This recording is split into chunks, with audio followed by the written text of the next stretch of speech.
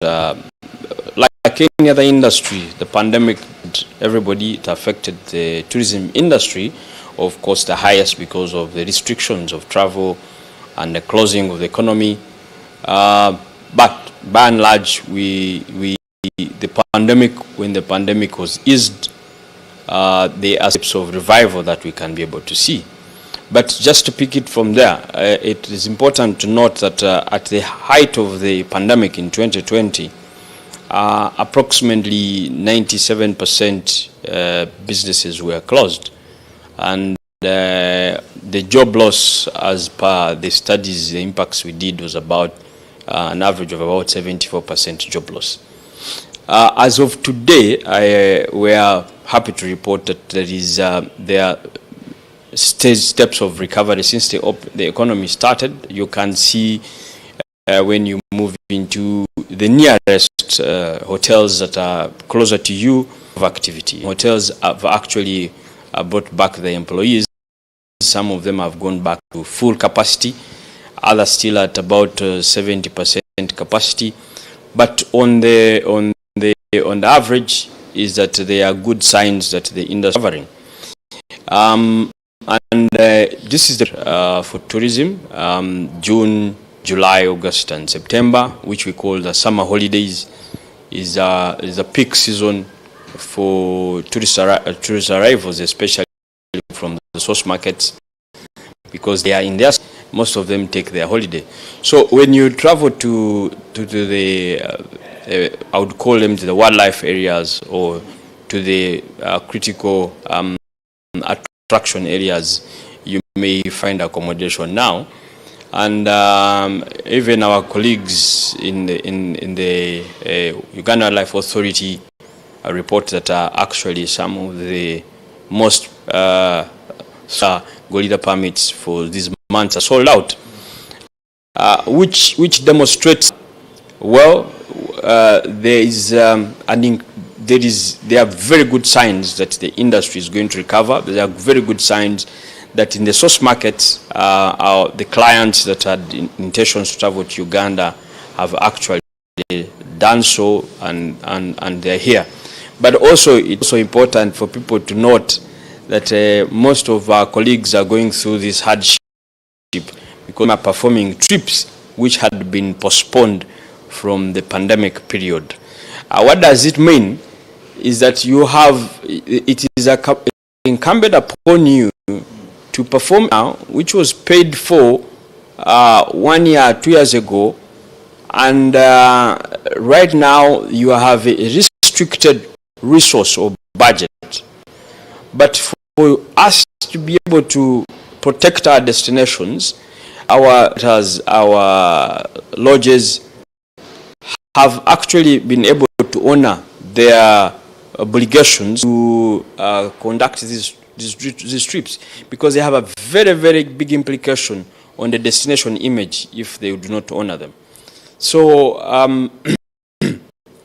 what largely is most of the tour operators and the hotels are doing what we call trading on credit, trading on trust.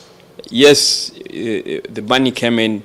There was this pandemic, you had to run the enterprises, but they can give each other a bit of credit so that we can be able to navigate this critical period as the economy recovers.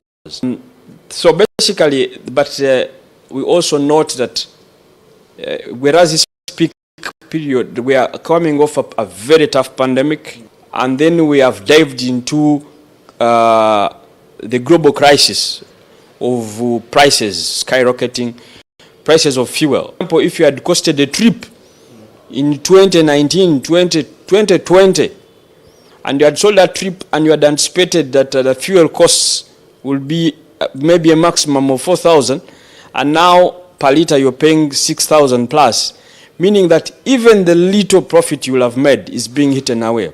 But you know what pains is that government doesn't see this. Yeah, because most of the business in tourism that's happening now was costed about a year or 2 years ago. Meaning that as you see vehicles, you see some bit of business, it is actually operating in a loss. That's what I would want to tell you. The food prices have gone up as a result of fuel. Every other commodity right now has risen up as a result of fuel, and this is business you had acquired earlier. So whereas we are seeing signs of recovery, but they are going to be very difficult times for our people to be able to stabilize because of the economic conditions that are prevailing right now. Maybe a little bit. The Uganda Development Bank was quoted money to boost the sector. You know, when you talk about what the sector is experiencing as a result of the food prices, is there a hope that could cut away that, create a balance up, and has that money been utilized yet? Thank you about asking about the Uganda Development Bank COVID economic recovery loan. That loan was designed in 2020 when the COVID was actually at. I remember this loan. The loan in the beginning had extremely very tough criteria and conditions for acquisition, but I remember we about 40 or 50 members of the fraternity were able to access it in the previous call. There's another call right now which is on, and we have received a number of interest from the sector members to be able to benefit. But I would also want to tell you that still the criteria is a bit restrictive, and it locks out a number of the micro and small tourism enterprises. What we first of all want to thank UDB and the EU for this timely intervention, but we need a slightly modified interventions that are industry specific, because currently some of the interventions lock out a specific other members of the sector, and they're targeting a specific number of the sector. And largely, if you know Uganda, the biggest percentage of our enterprises or our companies are largely micro and small. So when you lock them out, then you've locked out almost 70% of the industry players. So in the design, and what we are making a call now, in the design of the other interventions, we need to be cognizant of these micro and small medium enterprises, because they are the majority, and actually they are the backbone of our economy. But currently, we are also, as the umbrella body, trying to do a lot of trainings for members to try and put in place some of the would-be requirements, so that the next financial interventions that come can find them ready. Because certainly some of our operators lacked some of the critical documentations, critical processes and structures to enable them access this loan. So the most important is not to keep lamenting, but how do we prepare ourselves for the next intervention. But yes, the UDB loan came in at a very critical time, and I'm sure for those that have accessed it have been able to finance some of would have been challenges that we're facing. But it is small. We need to have a sustainable financing mechanism for the industry, and to government on table a number of proposals which we want them to consider, that we need a tourism fund generated out of a tourism levy. Okay. Maybe in brief, just like in 1 minute. Yesterday there was a celebration of Uganda's digital transformation, and by NITA Uganda, and we saw quite so many sectors that are embracing digitization. To what extent is the tourism industry embracing digitization for recovery? In just a brief. Thank you very much. Actually, the tourism industry had slight more steps forward in the digitization, because, like, for example, you know, most of their communications are online.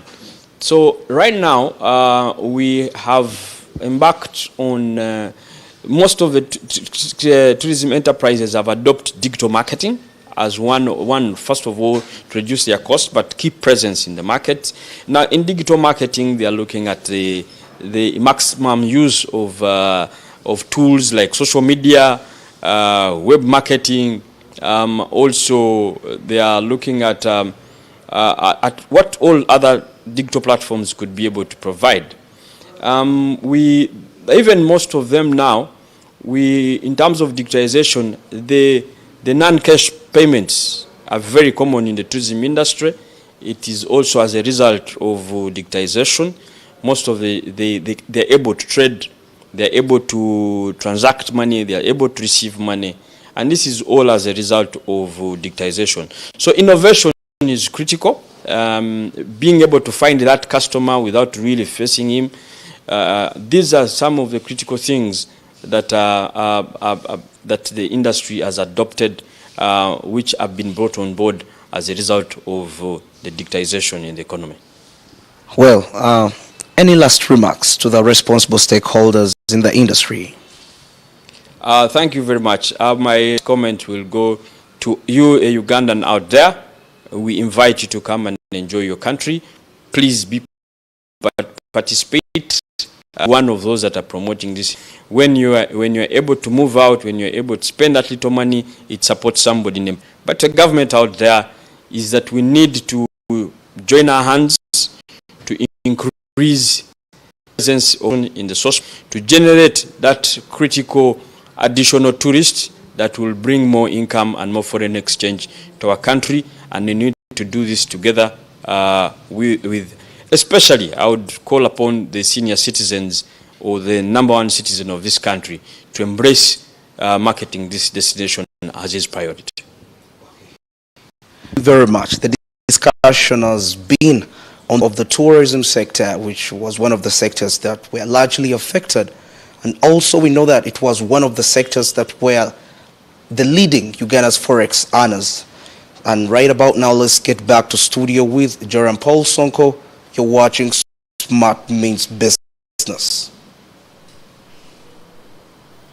All right, thank you very much, Berije Andrew, who has been on ground, the chairman with the CEO of the Uganda Tourism Association, Richard Kawere, in that particular regard. Now, after the break, we're getting back with our topic of discussion, looking at land business. We have a guest from Unify Uganda. Stick around.